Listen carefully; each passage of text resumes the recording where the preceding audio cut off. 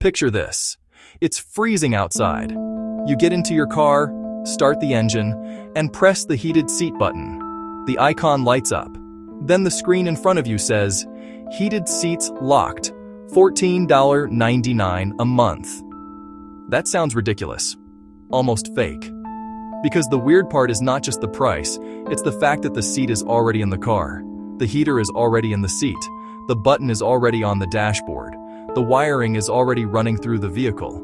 Nothing new is being installed. Nothing is being delivered. Nothing physical is changing. So why would a company charge you every month to use something that is already sitting right there under you? To understand that, you have to look at what a car used to be, and what it is quietly becoming. For most of modern car history, buying a car was simple. You picked a model, then maybe you chose a trim level: basic, mid-range, premium. Maybe you added a sunroof, leather seats, better speakers, parking sensors, or a heated steering wheel. Those choices changed the final price, but the logic was easy to understand. If you paid for it, they built it into the car. If they built it into the car, it was yours. Features were attached to hardware. That is important, because hardware feels permanent. If you bought better speakers, those speakers stayed there. If you bought heated seats, those heated seats stayed heated. If you bought navigation, it was part of the dashboard. The transaction ended at the sale. But software changes that. Once cars become software-controlled machines, features stop being tied only to physical parts. Now they can be tied to permissions. That is a massive shift. In the old model, the company had to decide at the factory what your car would have. In the new model, the company can put similar hardware into lots of vehicles, then decide later which features are turned on, which are limited, which are temporary, and which stay behind a paywall. That sounds like a small technical detail, but it changes the economics of the entire car business, because now the same car can be sold in layers. First, the machine, then the access. And from the company's side, that is incredibly attractive. Think about how most car makers have always made money. They build a car, they sell it, and that big transaction happens once. After that, unless you come back for service or buy another vehicle, the revenue is mostly over. But subscriptions change that. A subscription turns a finished sale into an ongoing relationship that keeps generating money month after month. To a company, that is beautiful. It smooths out revenue. It makes each customer more valuable over time. It turns the car in your driveway into something that can still be monetized long after you leave the dealership. And once that idea takes hold, the incentives start multiplying. Why only profit from the vehicle once when you can profit from it again every month? Why sell a feature forever when you can rent access to it instead? Why make the customer feel finished when you can keep them inside an ecosystem? That is the deeper reason this keeps appearing. Not because heated seats are special, but because heated seats are a test. They reveal a bigger ambition. The ambition is to turn more of the car into a managed experience instead of a fully transferred product. And to be fair, not every paid feature is equally absurd. Some things actually do involve real ongoing costs: live traffic data, remote app controls, cloud-connected services, emergency communication, map updates, certain advanced driver assistance systems. Those can depend on servers, mobile networks, continuous updates, customer support, and subscription-based infrastructure behind the scenes. That is at least understandable. Even if people do not love paying for it, they can see the logic. A remote start feature through your phone is not purely living inside the button on your dashboard. It may rely on software platforms, data connections, and systems running outside the vehicle. But heated seats are different. Heated seats are not Netflix. The warmth is not being streamed into your car from a server farm. The heat is generated by hardware physically installed in the seat you already bought. That is why people react so strongly, because this crosses an invisible line. And that line is the difference between maintaining a service and withholding a built-in function. Once the company starts withholding built-in functions, the meaning of ownership changes. And that is where things get really interesting, because the car no longer behaves like a traditional product. It starts behaving like a platform. A platform is not just something you buy. It is something that manages access, tracks usage, upgrades features later, locks certain functions, unlocks others, and keeps the company in control after the initial transaction. That is how your phone works. That is how streaming services work. That is how software works. And increasingly, that is how cars are starting to work too. The dashboard becomes less like a control panel and more like a permission system. The screen becomes less like an instrument display and more like a checkout page.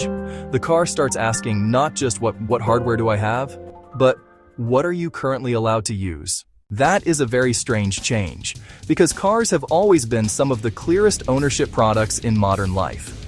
You buy the machine, you get the machine, you own the machine. But software adds a second layer on top of that machine. The physical layer is still there. Seats, sensors, cameras, motors, speakers, processors, wiring. But above that is a control layer. Permissions, activations, subscriptions, trials, feature flags, digital locks, upgrade paths. That second layer matters because it decides what the first layer is allowed to do.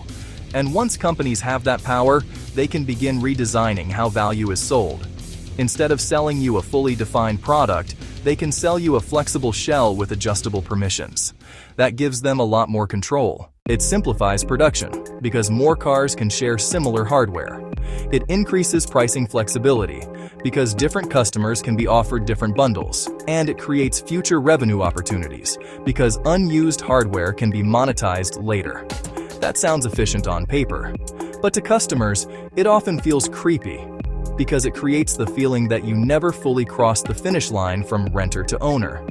The company sold you the car, but still kept a hand on the controls, and once people notice that feeling, they start asking bigger questions. What happens when you sell the car? Does the next owner get the feature? Do subscriptions transfer? Does the used car buyer discover that the hardware is there, but the function is gone?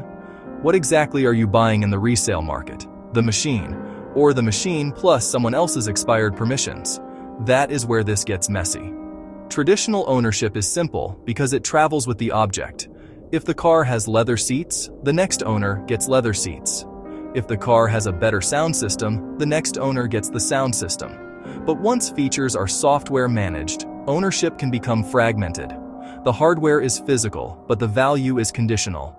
That is a recipe for confusion, frustration, and mistrust. And mistrust matters, because the more customers feel like features can be taken away, timed out, or rebuilt, the more the entire purchase starts to feel unstable. A car is one of the most expensive things most people buy. It is not supposed to feel like an app full of upgrade prompts. It is not supposed to feel like you are discovering new terms of use inside your own dashboard. And that is really the hidden system here. This is not only about heated seats. It is about the relationship between companies and ownership. For a long time, companies made products and transferred them to you. Increasingly, companies want to make products that stay partially under their control. That is a much more powerful position, because control is more valuable than a one-time handoff. Control lets you charge later. Control lets you limit access. Control lets you reshape the product after it is sold. Control turns a sale into a governed environment. And once you notice that pattern, you start seeing it everywhere. Phones with features locked by region, printers that reject certain cartridges, games that need constant online authentication, digital purchases that can disappear when licensing changes. Now the same logic is creeping into vehicles. The product is still in your possession, but the full experience remains negotiable. That is why this debate feels bigger than one annoying fee. People are not just reacting to $14.99. They are reacting to the feeling that ownership itself is being softened, turned from possession into permission, from "this is mine" into "this is available under current terms." And maybe that becomes normal. Maybe future buyers accept that cars are software-defined machines with modular access and paid upgrades. Maybe the next generation sees that as no stranger than paying for cloud storage or premium app features. But even if that happens, something real has changed. Because the old idea of ownership was simple. You paid once, and what was physically there was yours. The new idea is more slippery. You may own the hardware, while the software decides how much of that hardware you are actually allowed to use. And once that line moves into the car, one of the clearest ownership products in everyday life starts becoming something else. Not just a machine, not just a purchase, an account. Not just a car plus rules. So the real question is not whether heated seats are worth $14.99 a month. The real question is this: when you buy a car, are you buying a finished product, or are you buying a device that can keep charging you for permission? Because the moment a company can sell you back your own features, ownership stops being simple, and that is why cars are starting to sell you back your own features.